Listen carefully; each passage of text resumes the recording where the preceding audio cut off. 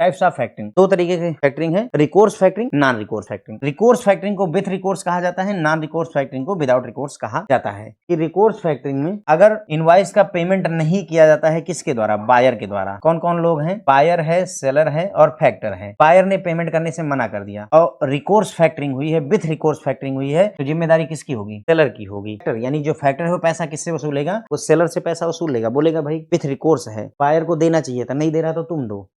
Non recourse factoring में पैसा भी देता है और रिस्क भी उसी के कंधों पर होता है। यानी अगर मान लो नॉन रिकोर्स है, बायर है, सेलर है और फैक्टर है, अब बायर ने कर दिया मना, भाई हम नहीं देंगे, तो फैक्टर खुद अपनी जिम्मेदारी पर रखेगा कि ठीक है मैं अब सेलर से मांगने नहीं जाऊंगा। सेलर से मांगने वो नहीं आता है, फैक्टर खुद ही उस चीज को बर्दाश्त करता है, वो नुकसान उसे खुद सहना पड़ेगा। ये बोलते हैं कि अगर मान लो नॉन रिकोर्स फैक्टरिंग है और इनवॉइस का पैसा कस्टमर यानी कि बायर नहीं देता है, तो ये जो रिस्क हुआ है बैड लोन का, वो फैक्टर को बर्दाश्त करना पड़ेगा और वो पैसे अपने वसूल नहीं सकता है किससे? सेलर से।